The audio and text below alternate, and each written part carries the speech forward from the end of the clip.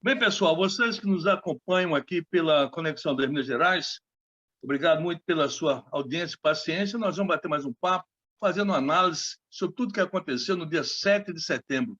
Muita gente achou que ia ter conflito, e alguns até exagerando, é uma guerra civil, enfim, essa coisa toda, porque foram muitos preparativos para que o 7 de setembro fosse um dia determinante para o presidente da República, Jair Bolsonaro. Mas parece que a coisa não saiu da forma que o presidente queria, apesar de muitos manifestantes pró-Bolsonaro no Brasil inteiro e também uma minoria da oposição também debatendo e, enfim, criticando o governo, mas queria ouvir hoje as opiniões do economista Rodrigo Botelho Campos, do Lindenberg, Carlos Lindenberg e também do Márcio Fagundes. E o Brasil não acabou, a inflação continua alta, o desemprego continua também muito alto, a carne lá em cima, muita gente já comendo pé de galinha, a bandeja de ovo está alta também, enfim. E a situação do Brasil permanece a mesma. Agora, vamos saber dos nossos amigos e convidados quais são as suas opiniões a respeito do dia 7 de setembro e também o pós-7 de setembro. Boa noite, Rodrigo. Boa noite, Lindenberg. Márcio Fagundes. Boa noite, Walter. Boa noite, Valdir. Boa noite. Vamos lá, Rodrigo. Começa com você, economista, o homem das finanças, o homem que vai saber o que é que vai interferir muito desse 7 de setembro na economia nacional. Mas faz uma análise aí, Rodrigo, do 7 de setembro. Bem, Walter, eu, até pelo fato de ser economista, começaria comentando exatamente os desdobramentos desse episódio político de ontem na atividade econômica, citando dois indicadores. Um, a queda da Bolsa, uma queda forte, né? E o outro foi a elevação do dólar. São termômetros da economia que mostram a sensibilidade dos agentes financeiros, dos agentes econômicos, do chamado mercado, não é? Exatamente em decorrência de algum episódio que atinge o país internamente ou externamente. Não é? Então, há uma estimativa que os papéis na Bolsa de Valores, por conta do que aconteceu ontem, eles diminuíram em 140 bilhões de reais o seu valor, o que não é pouca coisa, o que mostra efetivamente que essas coisas não são neutras. Qualquer atitude de um presidente da República, seja ele qual for, tem repercussões muito mais profundas e mais amplas, não é, do que a gente possa imaginar. Olha, Walter, do ponto de vista do ato de ontem, eu já tinha comentado que eu achava que não teria a repercussão que teve, em termos de quantidade de pessoas, não é? Mas os fatos demonstraram isso. Foram atos fortes, tanto Brasília quanto São Paulo e Rio de Janeiro. Foram as três cidades com atos mais fortes, mas muito aquém do que se imaginavam os seus organizadores. Eu me lembro de ter lido que imaginavam que em Brasília teria 3 milhões de pessoas, o que significaria colocar toda a própria população de Brasília na rua. E há uma estimativa aí feita pelos órgãos de imprensa, pela mídia, de que foi um evento de 150 a 200 mil pessoas, muito aquém, efetivamente, do que eles imaginavam, e muito aquém de outros momentos da história, né? Nas diretas já, né? No impeachment do Collor, no impeachment da Dilma, né? Em muitos momentos, eu diria até que na própria posse do presidente Luiz Inácio Lula da Silva, que eu estive presente, eu acho que foram eventos com a presença mais significativa do que o ato de ontem, não é? Do ponto de vista político, Walter, eu diria que o presidente da República ele continua sendo uma pessoa que pauta a vida nacional através de factoides, através de iniciativas, né, do tipo desse movimento, não é? Então, assim, ele fica ocupando o espaço da vida das pessoas ao invés de fato, governar, né? Isso eu acho que está ficando claro para todo mundo, não é? De que ele abandonou toda a perspectiva de fazer até aquilo que o governo intencionava. São as reformas que estão no Congresso Nacional, não manifesta em momento nenhum, aliás, nem a população que vai para as praças públicas para atos convocados por ele, se manifestam sobre o preço do combustível, o preço dos alimentos, a inflação, problemas que estão afligindo aí a vida do cidadão comum. Portanto, são atos eminentemente político-ideológicos, não é? E não vai acabar nesse ato que aconteceu ontem. Você pode ter certeza que outros virão, porque é a maneira que ele achou de ficar pautando o Brasil, de ficar chamando atenção para si, adotando aqueles velhos slogans da política.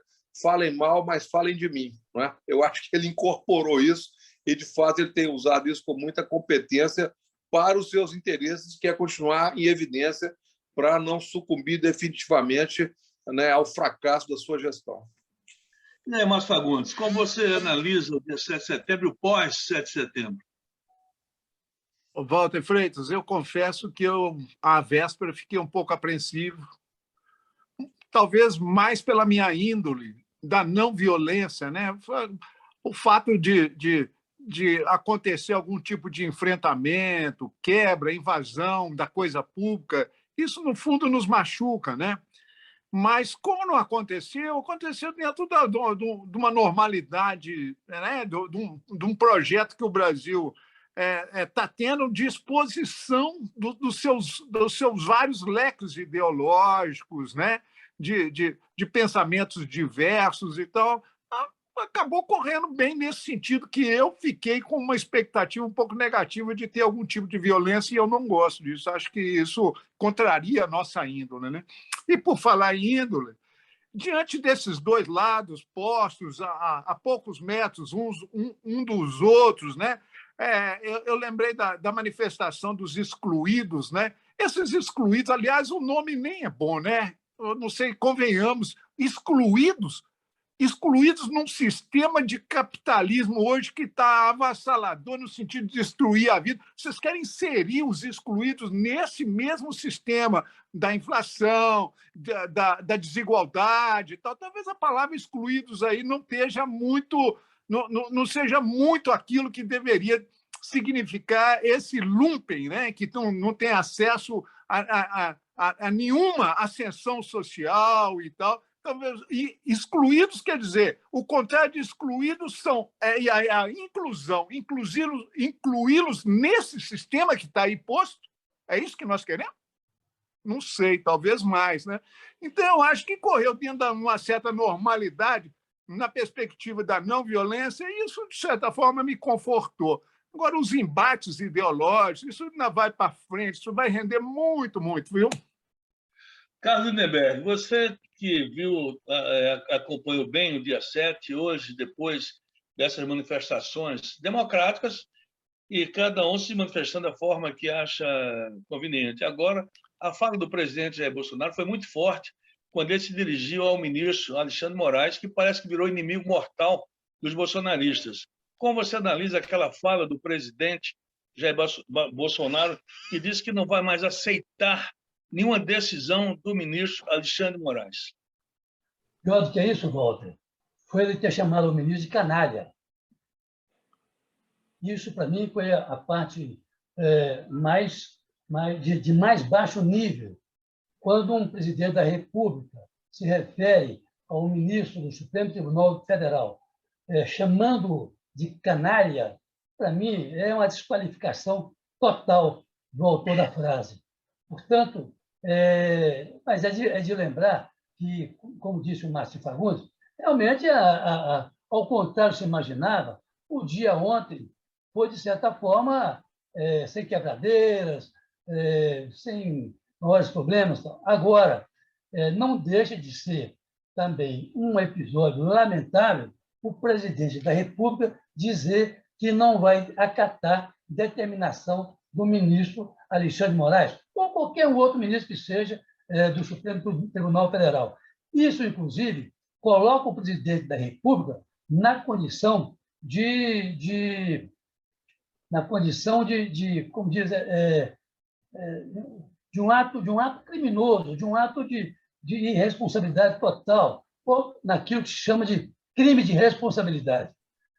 Esse é o aspecto mais grave do que aconteceu ontem. Foi o presidente da República dizer que não vai obedecer sentença, o que seja, do ministro Alexandre de Moraes, mas falou também mal do presidente do TSE, o ministro Roberto Barroso. Também foi criticado pelo presidente. Foi lamentável, tudo aquilo que aconteceu ontem foi muito lamentável. Eu fiquei com saudade, sabe de quê, o Márcio? do meu tempo de tiro de guerra, quando eu desfilava garbosamente lá nas ruelas de Montes Claros. Eu fiquei com saudade daquele tempo, porque, de repente, foi substituído toda aquela coisa, aqueles desfiles, aquele negócio todo, substituído por um xingatório vergonhoso do presidente da República. Ô, Walter, eu posso fazer um comentário aqui? Claro, com pode, relação a... Primeiro, o Grito dos Excluídos é um evento que já existe há mais de 20 anos. Ou seja, no dia da independência, setores sociais que se sentem excluídos, MAB, que é o Movimento de Atingidos pelas Barragens, o MST, Movimento Sem Terra, ou seja, uma série de setores da sociedade já há mais de 20 anos fazem no dia 7 de setembro o chamado Grito dos Excluídos. Né? Eu concordo com o Márcio de que é uma discussão mais complexa, né?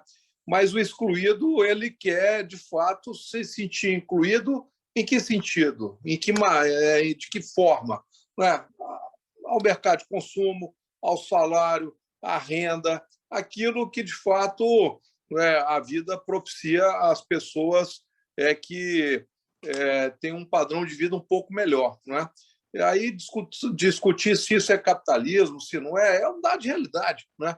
Mas, de fato, tem mais de 20 anos que esses segmentos lutam para manifestar e posicionar em relação àquilo que eles consideram que são cruzes que carregam ao longo da vida. Um outro comentário que eu gostaria de fazer passou um pouco desapercebido, mas me chamou a atenção. A Força Aérea Brasileira tem um grupo de transporte especial, GTE, que tem unidades de aviões e helicópteros que atendem à presidência da República, os ministros e os outros poderes. A presidência da República tem 2 helicópteros fabricados lá em Itajubá, que são pintados de branco, exatamente para serem helicópteros identificados com a presidência da República. Não é? E ontem, curiosamente, o presidente da República ficou sobrevoando Brasília num helicóptero camuflado, mostrando o tom belicoso, a maneira como ele usa as Forças Armadas para mostrar um determinado posicionamento, e o helicóptero branco que transporta o presidente da República veio atrás como backup, como o helicóptero reserva. Eu achei aquilo muito, muito estranho, porque mostra efetivamente que todos esses atos, todas essas manifestações do presidente da República são calculados. Isso não é por acaso, tá certo? Outra coisa que me chamou a atenção é de que o governo cancela o ato de 7 de setembro, que é um ato cívico-institucional, né? E convoca um ato político, a manifestação política dos seus apoiadores. Né? Aí ele vai para esse evento com o helicóptero da Força Aérea, depois pega o avião da FAB, vai a São Paulo participar de outro evento, mesmo que seja, vamos dizer assim, tecnicamente, juridicamente, uma obrigação atender o presidente da República nos seus deslocamentos. Eu acho que ele, quando faz esse tipo de coisa, ele passa uma imagem negativa, uma imagem ruim de estar usando os equipamentos públicos para fazer atividades eminentemente político-partidárias ou político-ideológicas, em função de algum projeto próprio. Eu acho que isso mereceria uma crítica, mereceria eventualmente até um questionamento sobre o uso desses equipamentos nesses eventos, para não dizer que ele pode, inclusive, ser interpretado como um ato eleitoral. E ato eleitoral antes das eleições certamente incorre em descumprimento do marco legal. Mas, Rodrigo, no meu entendimento, eu acho que, para mim, ele é já a campanha eleitoral antecipada, porque quando ele evita que o desfile cívico das Forças Armadas, das Forças Militares de Segurança do país aconteça em Brasília e faz uma manifestação popular e depois vai para São Paulo, isso aí está claro, notório, que é uma antecipação de campanha política. Agora, quem vai punir o presidente por isso? Quem vai pôr, como diz o Lindenberg, o guiso no pescoço do gato, do leão e da onça? Quem vai fazer isso? Isso é muito complicado. Você vê que hoje o ministro Fux disse o seguinte, que ele cita crime de responsabilidade e afirma que ninguém fechará esta corte. Mas quem irá punir o presidente por esses gastos que você acabou de falar? Não é, Márcio, Lindenberg? Mas, Márcio, dá licença. O Tribunal de Contas da União foi acionado hoje para apurar essa campanha antecipada política do presidente da República. O Tribunal de Contas vai apurar por que os aviões estavam a serviço do presidente da República, num ato eminentemente de campanha eleitoral. Mas aí quem vai punir, Lindenberg? Quem vai punir? Na verdade, vai ser aberto um inquérito, vai virar um processo, claro, não é? Claro. E aí corre a vida. Mas lá adiante vai ter uma decisão e essa decisão vai impor uma sentença. Não, Isso aí são normas legais, institucionais do Estado de Direito Democrático, Walter. Mas nós temos que respeitar isso tudo, uai. Não, sim, Rodrigo, eu estou te falando, mas olha só, isso aí já foi falado há uma semana antes do evento do dia 7 de setembro, que iria acontecer tudo isso. E aí? Primeiro esperar o fato acontecer para depois tomar providência, naturalmente. Mas com antecedência, ninguém sabe que ele vai usar o helicóptero da Força Aérea, nem um avião da Força Aérea. É preciso que aconteça para que você tome providência. Não é? Você não pode fazer, por antecipação, uma ilação de que será usado equipamento público para um ato particular. Não é? É preciso que aconteça para que aí você tome as providências, eventualmente pula lá adiante. Eu me recordo que durante o período estrito senso das campanhas eleitorais, por exemplo, eu lembro quando o Lula foi candidato à reeleição, todo o deslocamento dele para eventos eleitorais, o Partido dos Trabalhadores pagava um avião com recurso do partido para que o presidente da República, Luiz Inácio Lula da Silva, voasse. Esse é o procedimento correto. Né?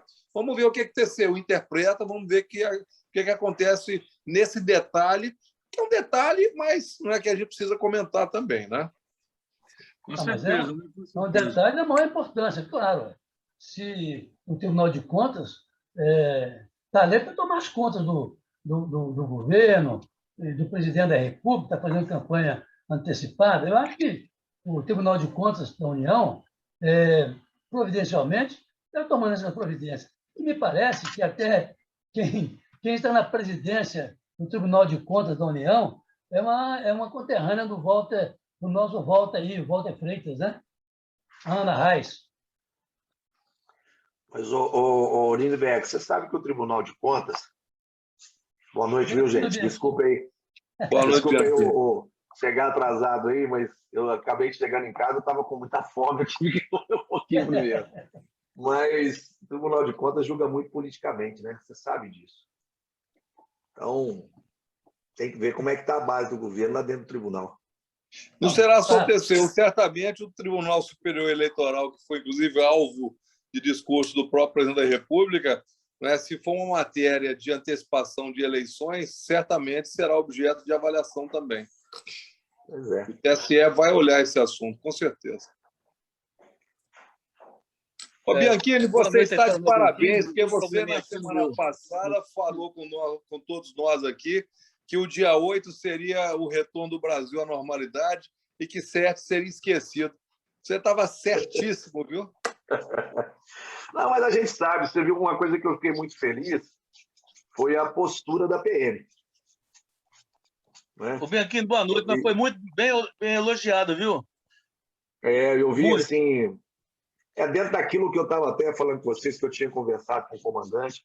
Você vê que o comando da PM de São Paulo estava festejando o não engajamento da tropa nessa questão.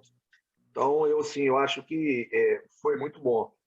Nós tivemos problemas antes, mas antes assim, de manifestações, você teve um PM de Minas aqui, da reserva, que ameaçou matar o ministro, mais a família, você viu aquele trem lá, aquela baboseira. Mas é um ato individual, né? Mas é um babaca. Os caras vão entrando na pilha dos outros, Rodrigo, sem medir as consequências. Depois que sofre um processo criminal pesado, como vai sofrer, aí acabou, fica abandonado, fica a própria sorte. Eu cansei de ver isso na PM, né? O Rodrigues, deputado Sargento Rodrigues, insuflando tropa e depois abandona os caras ao próprio leão. É o que vai acontecer com esse policial aí. Entra nessa pilha do presidente e agora vê um processo criminal pesado, que o judiciário não vai deixar isso barato, né? E está lá o cara entrega a própria sorte. Vai deixar de ser bobo também. Vai ter que gastar dinheiro do bolso para pagar advogado. Do bolso. Eu Mas até isso falei que se também eu já fosse não comandante é da PM, eu abriria um processo nele para tirar dele a graduação, para deixar de ser bobo.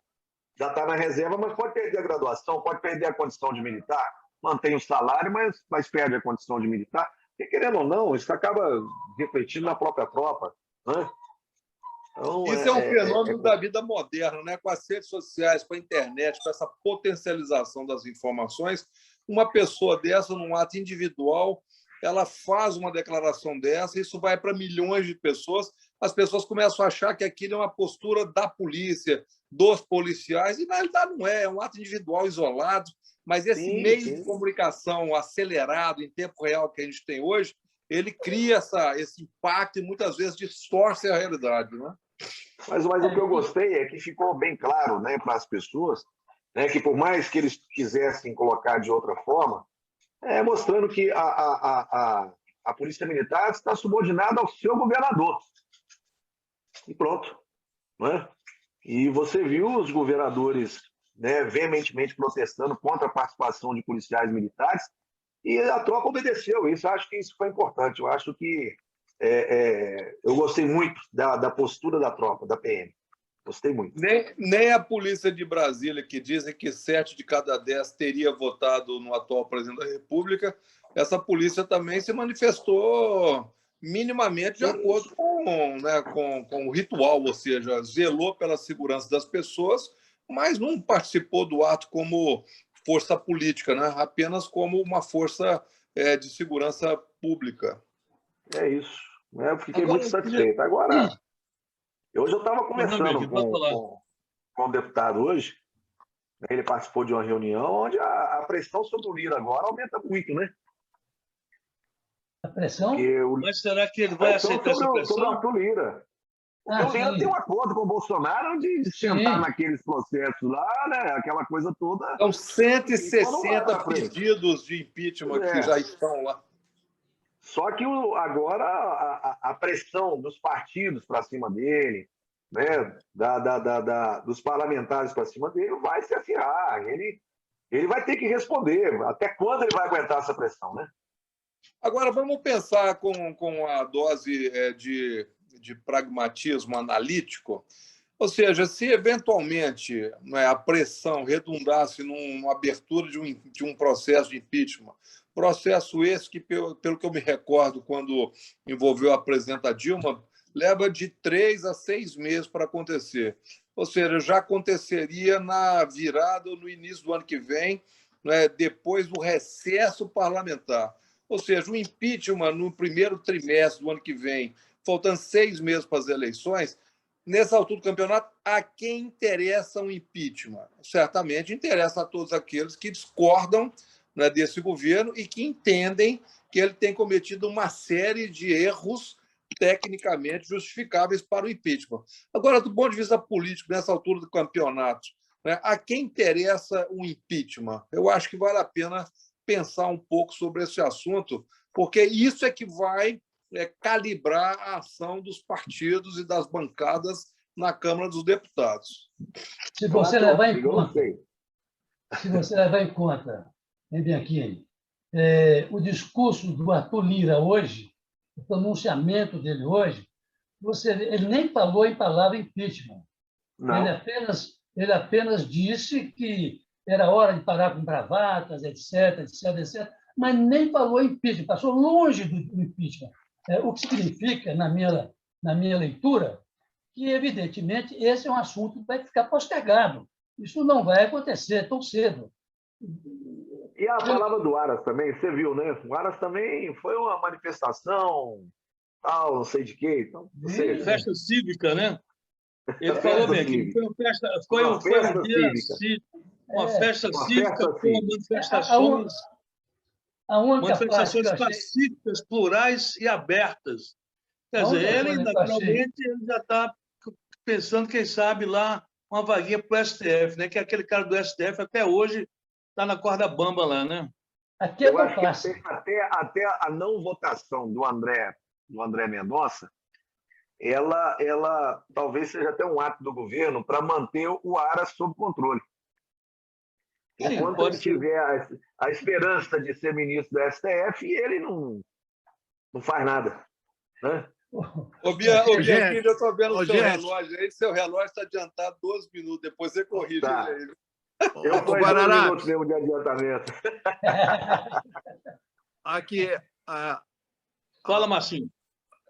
eu acho que está na hora da gente começar, com essa quantidade de processos de impeachment, discutir, na verdade, qual a importância e a quem serve essa lei de impeachment. Nós elegemos o comandante maior do país e não delegamos aos deputados tirar, não. E os deputados fazem uso dessa lei para arrecadar dinheiro para suas emendas, arrecadar a situação política para os seus partidos. Eles fazem uso dessa lei. Essa lei precisa de ser revista imediatamente. Ela está sendo um joguete na mão dos políticos e nós estamos deixando isso. Tem que voltar para a população. A soberania popular é que tem que virar e falar assim, gente, ele está cometendo, o número 1 está cometendo inúmeras ilegalidades frente à Constituição. Vocês querem que tire ele ou não? Isso tem que ser delegado para nós. Mas me permite discordar, isso é constitucional. Só terminar. Isso tem que ser delegado para nós. Com o presidente Collor e com a presidenta Dilma. Ou seja, está na Constituição. É possível que isso aconteça, não há questionamentos quanto a isso. Aqui, né? quando Agora, você repassa para os políticos suficientes e necessários para que ocorra. Né?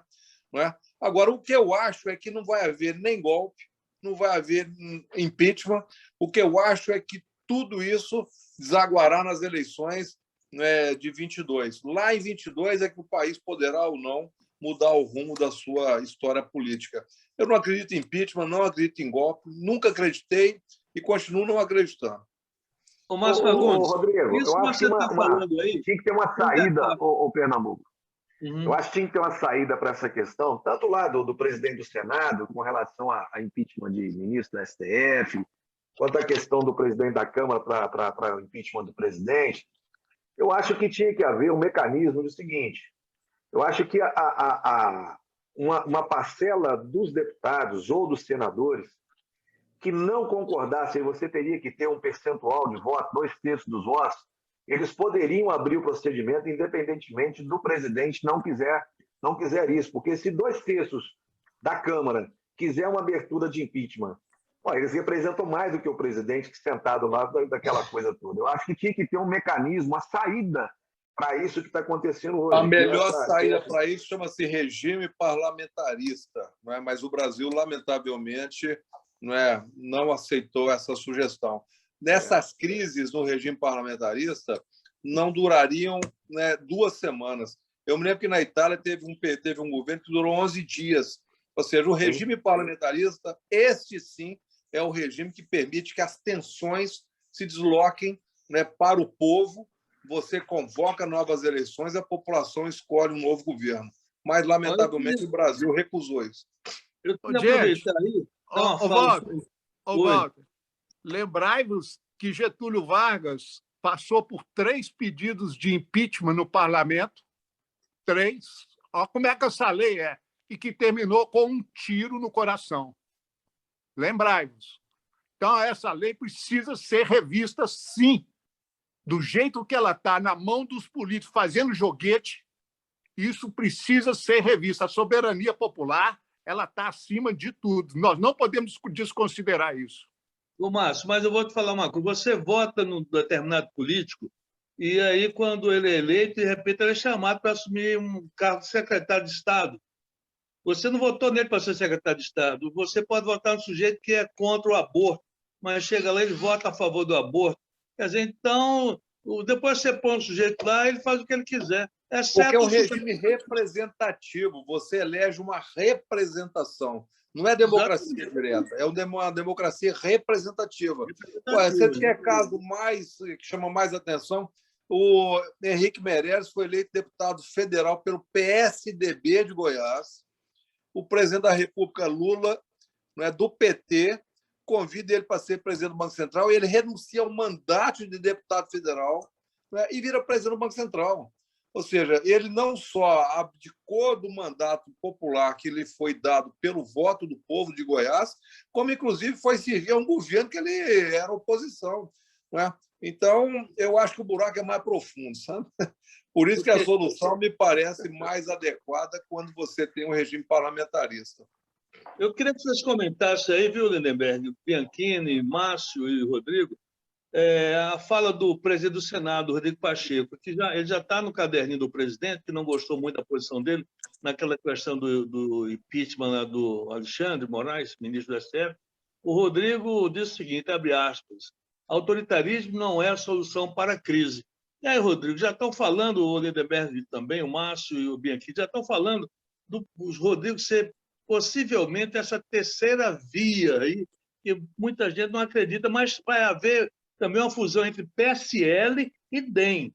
Esses dois partidos têm muita grana no bolso, e aí, com certeza, pode complicar a vida do ex-presidente Lula na eleição aí, viu, Lindenberg?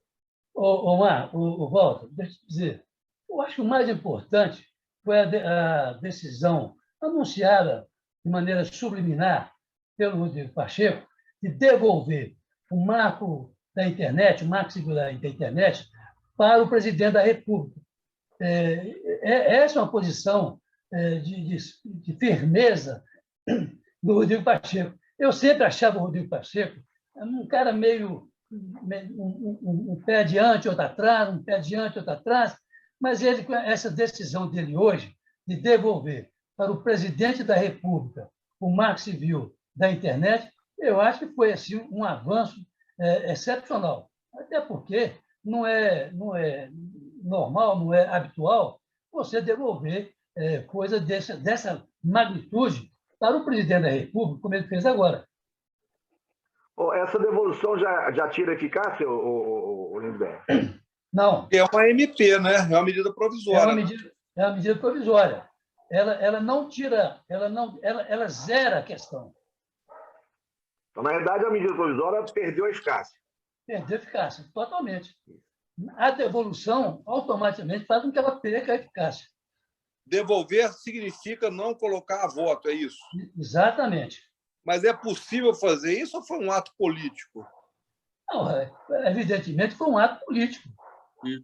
Não foi meramente... Mas se é um ato político, ela continua vigindo, como MP que é, a não ser que o presidente da República retire. Não há diferença, Rodrigo. A devolução significa a recusa, portanto, uma rejeição. Não recebe. Acabou. Eu não sabia que tinha essa possibilidade, não. Gente, eu achava que ela tinha que percorrer todo o trâmite legal, cumprir prazo e, eventualmente, ser derrotada nas duas casas legislativas. Eu não sabia que era possível a devolução de uma MP ao Poder Executivo. Foi devolvida. Devolvida. Ô, Pernambuco, só para eu estava tendo uma conversa com uma pessoa hoje e ele estava fazendo a seguinte conta. Minas é o segundo colégio eleitoral do Brasil. Tem em torno de 20% dos votos do Brasil. Não é isso? Sim. Se o Rodrigo tiver 50% dos votos de Minas, o semineiro, tiver um bom engajamento em cima dele, e ele tiver uns 2% em São Paulo, uns 2% no Sul, 1% no Norte, uns 2% no Nordeste, corre o risco dele para o segundo turno. Mas não é com o Bolsonaro, não, viu? Sim, essa possibilidade existe. Na realidade, aqueles que propugnam a terceira via imaginam que a melhor opção de enfrentamento é contra o presidente da República, que tenta disputar a reeleição novamente, que é o presidente Lula. Por quê? Porque todo setor de centro-direita que vota em Bolsonaro, se tiver no segundo turno que escolher entre Lula e qualquer outro nome, que pode ser Rodrigo Pacheco, este eleitor tende a votar na candidatura que não seja do PT. Ou seja, o desafio do Bolsonaro é conseguir ir para o segundo turno e fazer o discurso anti-esquerda, anticomunista, anti-Lula, que Lula é ladrão, fazer esse tipo de prosopopeia, para tentar que todo esse segmento de centro-direita vote nele E isso vale também para qualquer candidatura da chamada terceira via que vai ao segundo turno, para receber o voto do eleitorado do Bolsonaro, que já não votou no Haddad da outra vez e que boa parte não votará no Lula. O desafio dessas pessoas é irem para o segundo turno, tá certo? É isso mesmo. E você falou combater o comunismo aí, eu estou lembrando em Pernambuco, estou lembrando da Coronel Cláudia chamando o pessoal para ir para lá para combater o comunismo. Ai, eu acho engraçado. Lindbergh, me dá tristeza, viu, Lindbergh? A mim também. Me dá tristeza ver um coronel de polícia falar um trem desse, viu? Me dá também. Para quem tem aquela comenda que eu te mostrei aquele dia, me dá tristeza. O que mostra que a gente o nível do debate político está muito pobre, né? De um modo geral, o nível do debate está muito pobre. Pessoas estão lançando mão de argumentos, de conceitos, né? De juízos de valor que não tem nenhuma consistência sociológica, filosófica, sequer ideológica. As pessoas falam muita abobrinha, muita bobagem, viu? Eu queria fazer uma pergunta, viu, Márcio? Você também, que é um excelente jornalista e muito tempo aí militando na imprensa, Lindbergh, eu vou fazer uma pergunta ao Coronel Bianchini, que foi professor de processo penal. Se fala muito... Não, eu fui professor de penal, mas de processo não fui, não. Não, penal, então, tudo bem. Penal, então... O discurso aí é o seguinte, a liberdade de expressão, liberdade de expressão, liberdade de expressão. O sujeito diz que vai dar um tiro na cabeça do Moraes e vai matar a família dele e diz que está dentro da liberdade de expressão. Que liberdade de expressão é essa, Coronel Bianchini? Onde é que existe isso? É tanto que não está dentro da liberdade de expressão que o ministro mandou prender, ué. Sim, mas a história agora, tudo é liberdade de expressão, né, Marcinho? Tudo é liberdade de expressão. Marcinho gostava de passarinho. Eu vou falar assim, vou na casa do Marcinho acabar dar veneno para os passarinhos dele. É liberdade de expressão. É crime ambiental, pô. Né, Marcinho? A liberdade de expressão começa dentro de casa, no núcleo familiar. Até hoje, às vezes, me escapa um palavrão. Escapa. Mas eu vejo na live direto, mandar tomar no cu, filha da puta, isso ficou corriqueiro. A liberdade de expressão começa dentro de casa. Um palavrão que você diga na frente de uma mulher é um negócio assim, de deixar você vermelho, envergonhado, mas as pessoas perderam os parâmetros do mínimo de relação de civilidade umas com as outras, deixaram de ouvir umas às outras, entendeu? O ataque continua sendo a melhor defesa. Aí o nosso Bianchini pode explicar essa estratégia, né? Mas você pode pensar. Olha só, Márcio, essa questão do ministro mandar prender o cara não foi nem a questão da ameaça em si, porque a ameaça não é um crime que motiva você. Eu vou te matar, Márcio. E aí alguém vai mandar me prender porque eu falei que vou te matar? Ninguém vai mandar me prender. Posso, no máximo, abrir um processo ali por um crime de ameaça, de um mau uso, que não é um crime que enseja um mandado de prisão. Porque, na realidade, o ministro considerou essa ameaça aí não a figura dele, ministro, mas a questão institucional. O ataque é à instituição, não é a ele. A ameaça não é ao ministro em si de morte, mas ao que ele representa, que é a própria instituição do judiciário. Entendeu? Então, a gravidade do crime do policial não está na fazer ameaça de matar o Alexandre de Moraes. Eu vou entrar na internet que eu vou mandar te matar, Márcio. E ninguém vai me soltar um mandado de busca e apreensão, um mandado de prisão, né, que foi o caso lá, porque eu falei que vou te matar. Na realidade, é a questão institucional. O ministro representa o judiciário. Então, a ameaça não é a ele, Alexandre de Moraes. A ameaça é a instituição, o Poder Judiciário, a instituição STF. A gravidade... né? Agora, Bianchini, você vê que, né, antes de você entrar aqui, eu tinha Bianchini, o Lindbergh. A liberdade de expressão, a despeito de possibilidades de ataque à instituição, o que o cidadão pode até recorrer, falou, eu pago, eu tenho direito.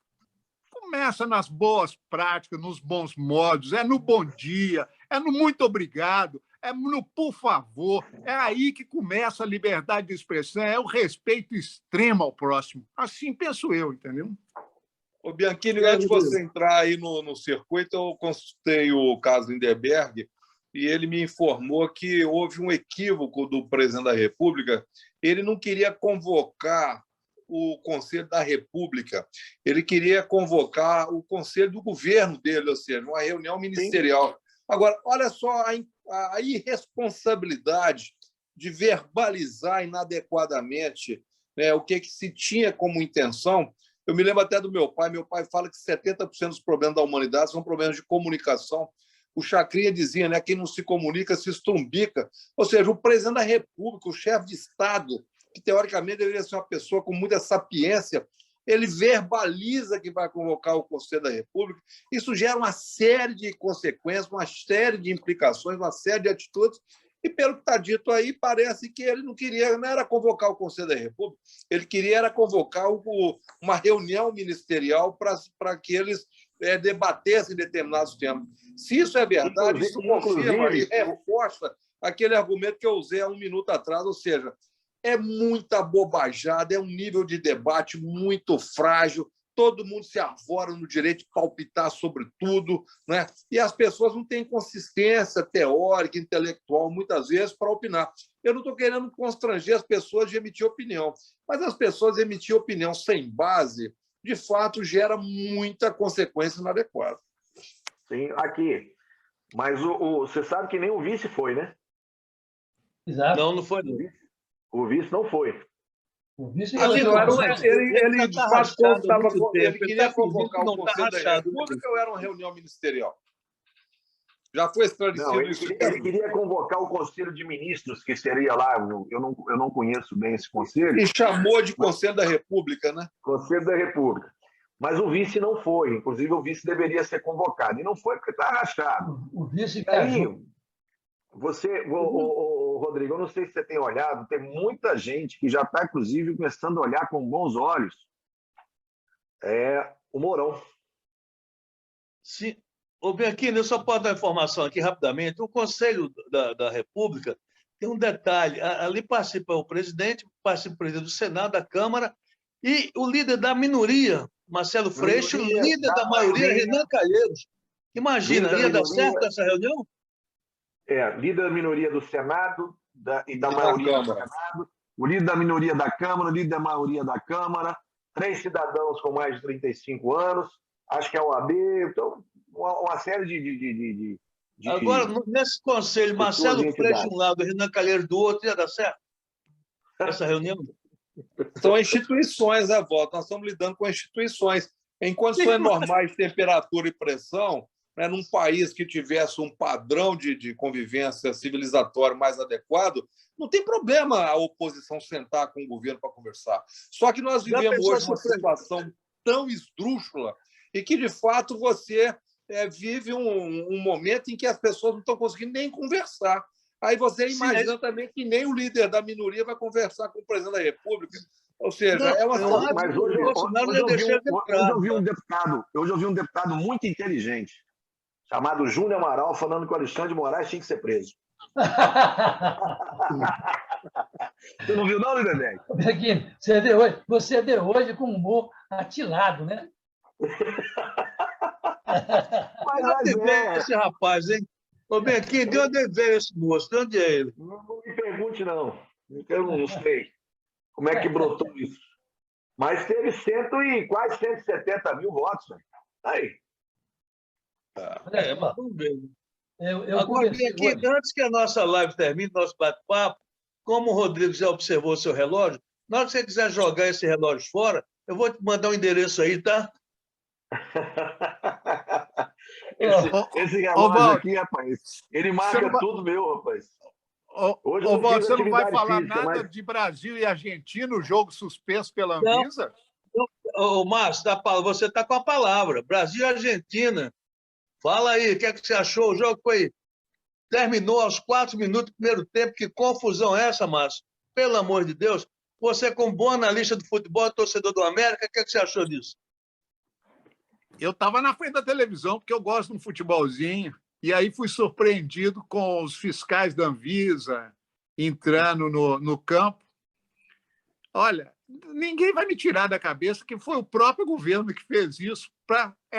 Essa informação girou o mundo inteirinho. Olha lá, o Brasil cumprindo as suas políticas sanitárias no conforme, foi capaz de suspender o jogo da Copa do Mundo. Ninguém vai me tirar da cabeça isso. Ninguém, a despeito de todo. Aí entrou argentino, não entrou, saiu, alfândega, polícia federal. Ninguém vai me tirar que alguém soprou assim. Suspende, porque vai repercutir no mundo inteiro. E foi o que aconteceu.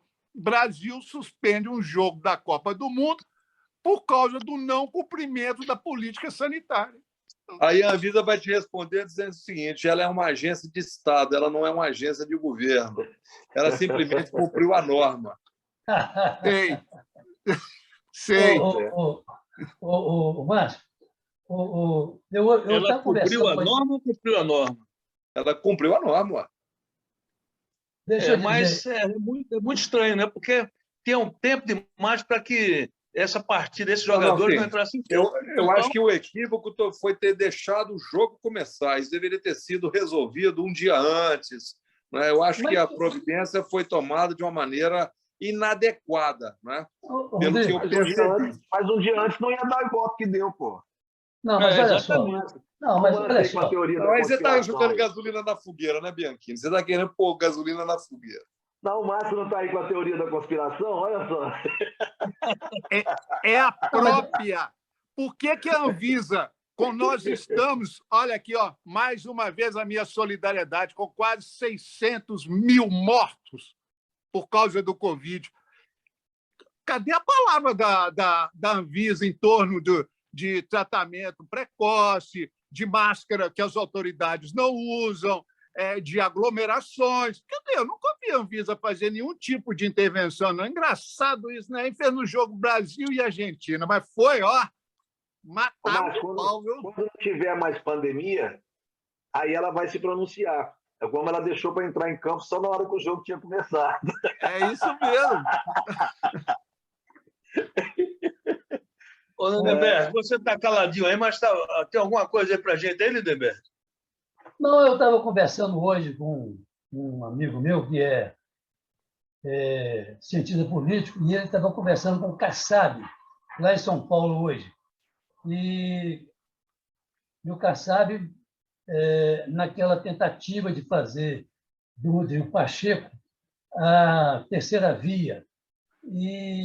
Mas o que me chamou a atenção foi uma expressão que ele usou para mim hoje, que eu achei, até anotei aqui para falar para vocês, que é o seguinte: com relação ao Bolsonaro e aquela palhaçada de ontem, o Bolsonaro é muito fraco para um golpe de Estado, mas forte o suficiente para um impeachment. Ou seja, viveremos em permanente processo de instabilidade até outubro de 22. O que reforça a minha perspectiva é que, de fato, nós resolveremos isso nas urnas populares o ano que vem. Nem impeachment, nem golpe. Não é? Eu acho até que depois a gente precisava refletir um pouquinho, né? Eu fiz a provocação, a doce provocação, sobre a quem interessa um processo de impeachment nessa altura do campeonato, faltando um ano e pouquinho para as eleições. Né? Olha, a repercussão disso certamente ela se dará no plano das eleições. Tirar o Bolsonaro do jogo, isso mexe as cartas do baralho. Ô, Rodrigo, só conjecturando aí um pouquinho, você viu a fala do Mourão falando que o governo tem ampla maioria para barrar o impeachment. 200 parlamentares, 200. O Mourão falou isso agora, você viu lá, né? Ele tem base para poder barrar o impeachment. Eu acho que a única pessoa que mais interessa o impeachment é o próprio Mourão. Claro, ele está dando aquela história que vai se classificar para 2022. Né? Se tiver impeachment, ele entra muito forte para ser o próximo presidente. E aí vira um concorrente forte para o Lula, porque ele representa a direita, mas uma direita mais preparada, né? Não convenhamos que o preparo... São estilos pessoais totalmente diferentes, né? Exatamente. São estilos pessoais totalmente diferentes. Completamente diferente. E tem um preparo bem diferente, né? Se você vê, eu brinco muito, né? Cá entre nós aqui, me desculpem, eu falo assim, o pessoal das Forças Armadas não faz porcaria nenhuma. mas passa a vida inteira estudando. Então, esses caras, quem chega a ser um general de 4 estrelas igual o Mourão, é extremamente preparado. Não é um cara bobo, não é um Bolsonaro da vida. Né? Não é um mero tenente que sequer serviu para servir as Forças Armadas e só não foi mandado embora porque foi reformado. Não, é um general de 4 estrelas, um cara bem preparado, um cara que fez escola superior de guerra, foi estudando os problemas do Brasil. E tem um outro preparo, não só a questão intelectual, como um preparo emocional completamente diferente. Né? Então, eu acho que ele ficaria muito forte para 2022. Pois é, Bianchini, mas vamos lá, olha só. O que significa o impeachment? Eu não quero fazer juízo de valor com relação a quem se beneficia eleitoralmente. Eu quero tratar no outro plano. A abertura de um processo de impeachment agora, ela vai para o primeiro trimestre do ano que vem. O general Mourão ele pode vir a assumir a presidência da República, não é? E em torno dele se constituiria esse leque de forças. A terceira via ela deixaria de existir e passaria a ser representada na candidatura dele? É isso que você está imaginando? Eu acho que boa parte, sim. O Mourão não traz com ele... é lógico, ele traz um pouco do resquício, né, do que o Bolsonaro, mas não toda a antipatia do Bolsonaro. Agora tem um detalhe, o Mourão já está sendo sondado, viu, Rodrigo? Sondado para ser candidato ao governo do Rio de Janeiro. Ele aparece em pesquisa aqui bem posicionado. Pelo PRTB. O domicílio eleitoral dele é em Brasília, porém ele tem um período ainda de 1 ano para mudar de domicílio eleitoral. E aí, com certeza, eu acho são que ele... 6 meses, são 6 meses que ele precisa. Ele tem até abril para poder mudar. A lei mudou, agora são 6 meses. Para ser governador do Rio de Janeiro, eu acho que ele é um candidato muito forte, muito forte. Hein, Lindenberg? O que você acha, Lindenberg? Eu acho que o Bianchini tem razão quando ele fala que o Mourão tem um preparo muito superior ao do capitão Bolsonaro. Claro que tem. Para chegar a 4 estrelas, não se chega facilmente. Bianchini sabe muito bem disso. A formação é outra. E outra coisa, ele teria, Mourão, e aqui eu não estou fazendo defesa de candidatura A, B ou C, não.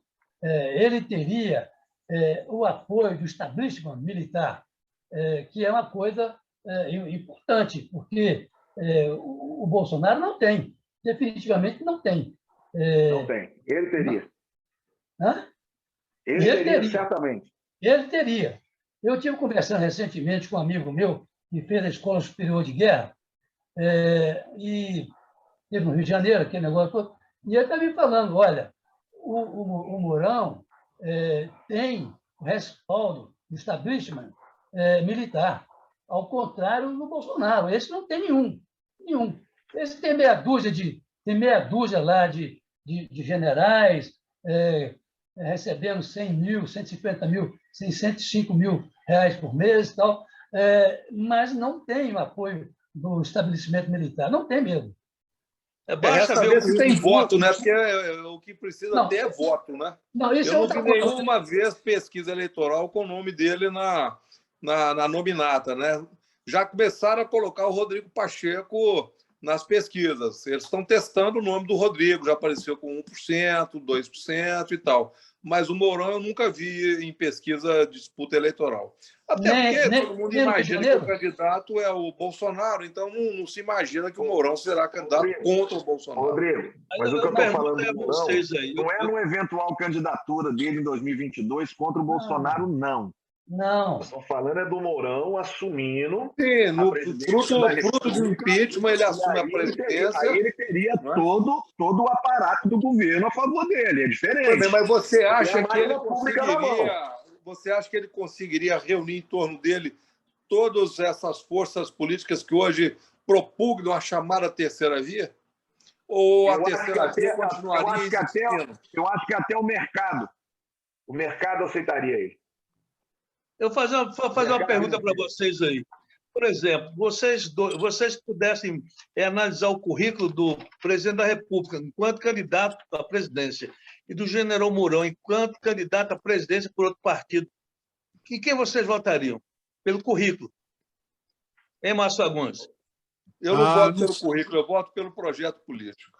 Não, sim, eu sei, não, Rodrigo, mas eu estou falando, claro, eu não sei qual seria o projeto político do senhor general Mourão, eu estou falando hipoteticamente, compreendeu como é? Hipoteticamente. Então, quer dizer, Pernambuco, mas eu volto a afirmar para você que a candidatura do Mourão à presidência em 2022 só seria consolidada se ele assumisse o governo. Eu sim, queria Fora perguntar. isso, ele concorreria ao Senado ou a algum governo de Estado. Exatamente. O Rodrigo falou agora há pouco que o nome dele começa a aparecer, ou então eu entendi mal, começa a aparecer como um possível nome ao governo do Rio de Janeiro. É isso mesmo, Rodrigo? Isso, já apareceu em pesquisa aqui no Rio. Pois é. Só que aí ele entra em contradição com o atual governador, que é apoiado pelo Bolsonaro. Isso escancara cada vez mais essa contradição entre o presidente e o vice-presidente da República, não é? Claro, claro. Rodrigo, com Ele todo hoje, por respeito, exemplo, volta só um minutinho. Ele hoje, o Mourão, foi para a Amazônia Oriental com 16 embaixadores. 16 embaixadores. Ou seja, eu não estou defendendo candidatura de A, B ou C aqui, não. Eu estou dizendo o seguinte: ele é muito mais preparado, tem muito mais trânsito do que esse bobalhão desse Bolsonaro. Claro. Sim. Rodrigo, eu acho que, por exemplo, você tem aí no Rio de Janeiro esse governador que eu vou te contar, eu nunca vi um cara com a cara mais esquisita do mundo, rapaz. Onde vocês arrumaram esse sujeito aí? Pelo amor de Deus, Rodrigo. Ele era o vice-governador, né? O governador sofreu impeachment no Rio de Janeiro. Não, eu sei, mas esse cara parece aquele vereador derrotado na cidade, na menor cidade do interior do Brasil. Sabe como é que é aquela coisa? Só que ele se beneficiou da venda da SEDAI. A venda da SEDAI significa 23 bilhões de reais de recursos nos cofres do Estado. Mas então, ele era de qual ele vai ter comissão? o poder de fazer ações de governo nos próximos 6 meses, 8 meses, né? E ele conta com isso para catapultar a reeleição dele. Né? O César Maia tem sido cogitado como candidato a governador, não é? E a esquerda está apostando no Marcelo Freixo, que saiu do PSOL, foi para o PSB, vai ter o apoio do PT, não é? Então o Rio de Janeiro vai ter uma disputa forte. Não é? Rodrigo, tudo indica que essas forças todas se reúnem no segundo turno contra o candidato bolsonarista, porque há um propósito de derrotar o bolsonarismo, né, no seu nascedouro, que é exatamente o estado do Rio de Janeiro. Rodrigo, mas por que ele não foi para o Rio de Janeiro, hein, Rodrigo? O Kassab anunciou o Eduardo Paes. Ô, Rodrigo. O Eduardo Paes, Brasília, ele aparece bem em pesquisas também, sabe? Ele colocou o nome do Santa Cruz, que foi presidente da OAB, está trabalhando com esse nome não cresce nas pesquisas, mas imagina se você tiver o atual governador, César Maia, Eduardo Paes, General Mourão, Marcelo Freixo, ou seja, imagina uma eleição com essas 5 figuras, vai ser uma eleição pesada, né? Não me parece que Eduardo Paes é candidato ao governo do Rio de Janeiro, né, numa disputa fratricida como essa. Eu acho que ele só larga a Prefeitura do Rio para disputar o governo do Rio numa outra condição, em que ele, de fato, se reúna em torno de si, não é, todas essas forças políticas, vamos dizer assim, de centro para a esquerda. Por hipótese, ele está no PSD. Se o PSD fechasse com o presidente Lula na disputa presidencial do ano que vem, pode ser aí sim que haja toda uma composição em torno do Eduardo Paes do Rio de Janeiro. Agora, ele largar a Prefeitura do Rio para entrar numa disputa com mais 4 candidatos do peso daqueles que eu mencionei, eu não acredito que ele faça isso, não. Aí, voltando ao que você falou agora, aproveitando o gancho que você deu aí agora, muita gente, inclusive, está questionando o Kassab se ele não estaria, ao falar, lançar Rodrigo Pacheco para presidente da República, ele não estaria cacifando para o PSD a vaga de vice do Lula, que poderia ser dele ou do próprio Rodrigo. Bem, eu já falei aqui num programa que você não participou dessa hipótese, Walter. Você lembra, Walter, que eu comentei aqui sobre essa hipótese? Sim, com certeza, lembro, sim. O Bianchini não estava aqui, mas eu imaginei um cenário. Né? Aqui também não estou advogando A ou B, é cenário. Aqui a gente discute cenários, discute hipóteses, né, para ilustrar, né, os ouvintes daquelas coisas que eventualmente possam vir a acontecer. Não é? Então, me chamou a atenção ontem que vários comentaristas políticos eles chamaram muita atenção para a seguinte situação. Menos do que projetos políticos eleitorais para o ano que vem, nós temos que ter projetos políticos. E um projeto político que chama atenção é, de fato, a construção de uma grande frente democrática para impor ao bolsonarismo uma derrota. Aí eu imaginei logo, uma frente dessa pode, por exemplo, reunir o presidente Lula do PT com o vice do PSD, que seria, por hipótese, o senador Rodrigo Pacheco. É uma hipótese, vou dizer assim, é uma fantasia, é um debate, é um cenário, não é? Isso certamente reuniria duas forças políticas muito grandiosas, porque o PSD está crescendo muito, ocupando o espaço do antigo PMDB, atualmente MDB, e do próprio PSDB. O PSDB está aí numa situação extremamente delicada, partido que já teve presidente da República 2 vezes. Mas olha só para você ver. Essa proposta que você fala, pega o Lula, que representa muito bem o Nordeste, muito forte em São Paulo, com Minas, que é o segundo colégio eleitoral. É verdade. Mas, é uma chapa muito forte. Se essa chapa acontecer, eu diria que ela agrega valor à candidatura do Lula.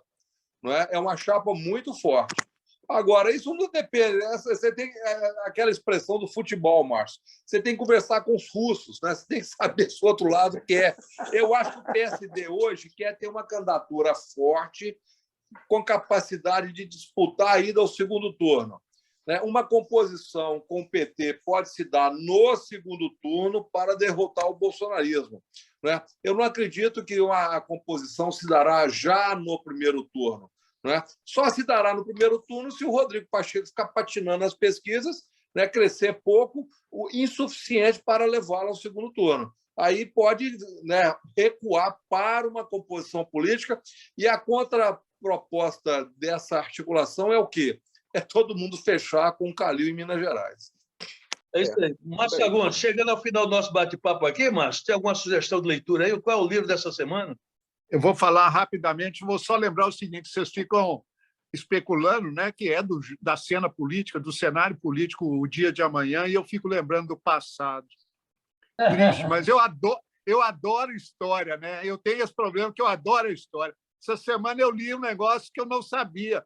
O governador de São Paulo, nos anos 30, Salles Oliveira, fugiu de São Paulo e veio se esconder aqui na mina de Morro Velho, que os ingleses deram guarida para ele. Ele ficou escondido aqui, depois se exilou. Estava aqui em Nova Lima, governador de São Paulo. Eu estava lendo que Getúlio fez uma temporada no circuito de águas hidrominerais e tal, em Minas, e passou por Poços de Caldas e chegou em São Lourenço. Em São Lourenço, ele armou a barraca, ficou lá muito tempo. Aí, um dia, ele chamou a filha dele, né? A filha dele, Alzirinha, chamou e falou: tem um sujeito grande aí, um sujeito aí, um nome diferente. Chama ela aí, manda chamar ela. Parece que é Ademar. Aí ela vai lá e toda melindrosa para chamar o Ademar, chama lá no Hotel Brasil, no terceiro andar do Hotel Brasil, em São Lourenço.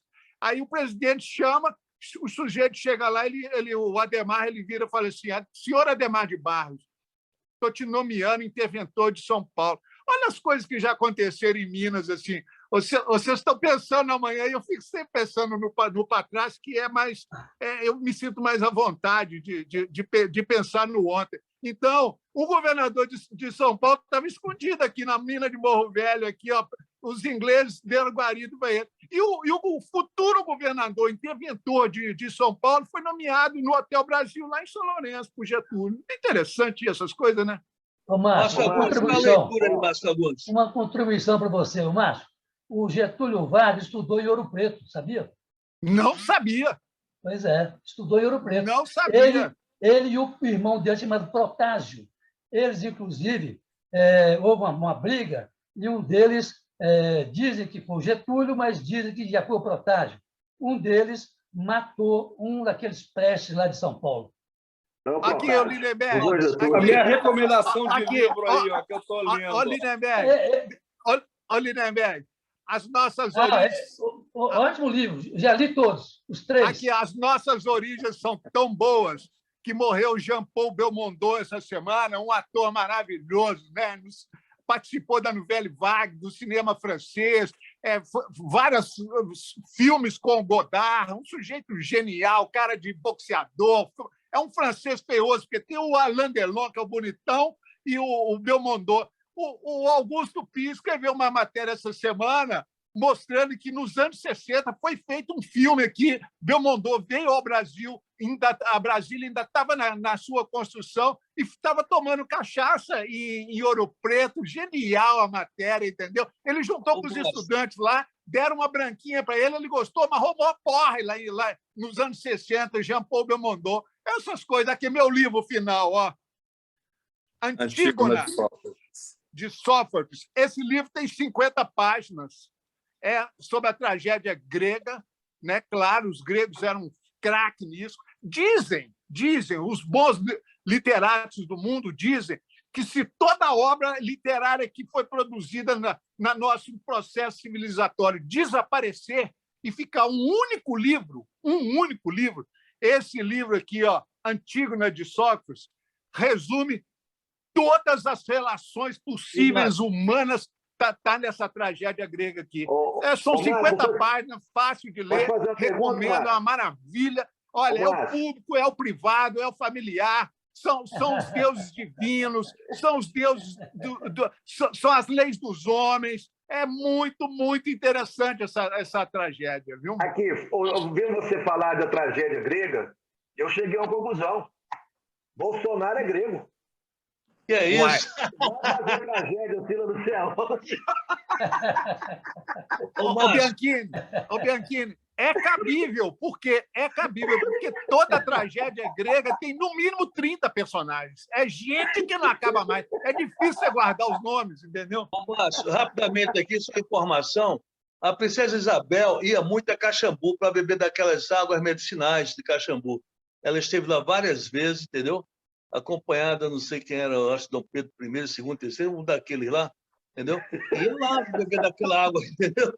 E outra coisa, hoje o rei Roberto Carlos, como é conhecido no Brasil e no mundo aí, perdeu seu filho, o Dudu, né, vítima de câncer. Aos 52 anos, lutou contra um câncer no peritônio, infelizmente, veio a óbito, né? Ele era jornalista, colega nosso, e também radialista, e apresentava um programa na Rádio São Paulo. Então, nosso sentimento ao Roberto Carlos, porque é terrível perder, né? O pai perdeu um filho, né, de 52 anos, lutou muito, ele tinha problema, era na visão, ele era deficiente visual, mas está aí, uma notícia triste para quem acompanha a história e a vida do Roberto Carlos, né? Lamentável. Márcio Fagundes, Carlos Lindenberg, Coronel Bianchini e Rodrigo Pacheco. Suas considerações finais, por gentileza. Rodrigo Pacheco está lá em Brasília. Desculpa, Rodrigo Pacheco. Falaram tanto do homem ao que ato falho, ao ato falho, hein? É o ato falho. Já tem cabo eleitoral na área, viu? Já tem cabo eleitoral na área. Mas mata o homem, mas como é que é? Mais o próprio nome. Rodrigo Botelho Campos, economista, dos melhores do Brasil. Fala aí, Rodrigo. Olha, eu queria comentar com vocês que eu, por acaso, estou terminando de assistir hoje, já pela terceira vez, o filme Getúlio, que é exatamente sobre o personagem Getúlio Vargas, que nós acabamos de comentar. Eu recomendo. Eu acho que é um filme que mostra aquele episódio da tentativa de assassinato do Carlos Lacerda, que, por coincidência, é a 2 quarteirões aqui de onde eu resido, no Rio de Janeiro. Eu moro na Rua Toneleiro, e toda vez que eu passo na porta do prédio, eu lembro desse episódio. Recomendo o filme, porque Getúlio, né, podemos fazer todo o juízo de valor dele, mas foi um personagem importante da história brasileira, né, e certamente merece aí a leitura de todos nós. E o filme é uma síntese interessante da vida dele. Muito obrigado pelo convite. Um abração, Rodrigo. Coronel Bianchini, suas considerações. Ô, Pernambuco, obrigado aí mais uma vez pelo convite, né? É um prazer estar nessa quinta-feira aqui com vocês. Espero que eu seja convidado mais vezes. E só para finalizar, reiterando aquilo que eu falei no início, gostei muito da postura da tropa das polícias militares do Brasil no evento de ontem. Só isso.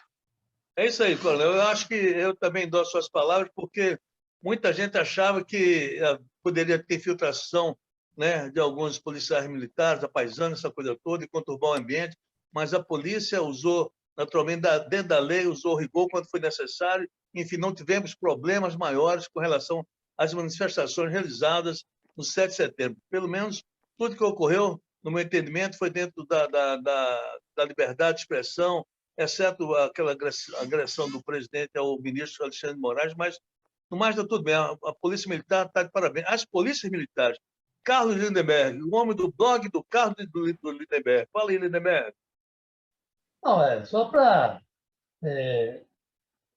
dizer que realmente a manifestação de ontem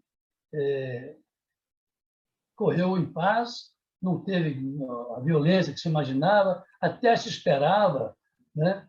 Porque dizia-se que 30% dos policiais militares participariam dessa manifestação de ontem, e não houve nada disso. Bianchini tem razão, um bom comportamento das polícias militares de todo o país, né? Não só de Minas. Aliás, o Bianchini, Minas entrou de prontidão ontem? Não, na realidade, pelo que eu observei, Minas manteve ontem, desculpe, Minas instalou ontem uma sala de observação lá na cidade administrativa. A gente tem lá tipo um gabinete integrado lá que você consegue acompanhar tudo que está acontecendo.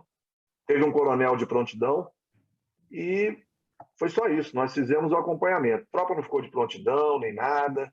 O pessoal que tinha que estar de serviço foi convocado. É lógico que o efetivo foi muito maior, mas Sim. Minas manteve lá um gabinete integrado para poder, caso tivesse que tomar alguma decisão, teria lá pelo menos oficiais de alta patente para poder tomar alguma decisão. Só isso.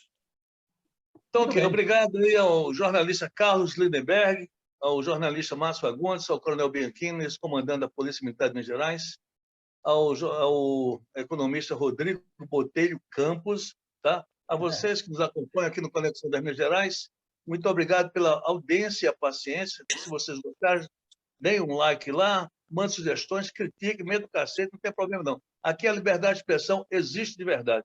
Pode sentar o bambu aí que, ó, aqui quem manda é o freguês, tá certo? Um abraço a todos vocês, boa noite, ó. Fiquem com Deus. Valeu, um abração, irmão. Um abraço, boa noite. Um abraço. Um abraço, gente. Até a próxima. Um abraço.